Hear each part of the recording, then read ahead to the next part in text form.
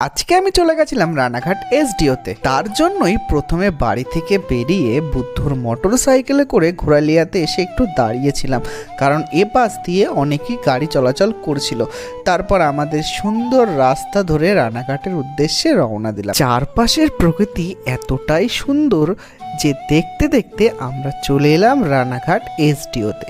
তারপরেই বন্ধুদের সঙ্গে একটু আলাপচারিতায় ব্যস্ত হয়ে গেলাম। অবশেষে এসসি এসটি ফরম্যাট সার্টিফিকেটের জন্য ফর্ম ফিল আপ করে এই লাইনটাতে দাঁড়িয়ে পড়লাম। দেখতেই পাচ্ছ কত বড় লাইন। তারপরেই জমা টমা দিয়ে বাড়ির উদ্দেশ্যে বেরিয়ে পড়লাম। বেরিয়ে পড়ার পথে আরও সুন্দর সুন্দর জিনিস দেখে নিলাম।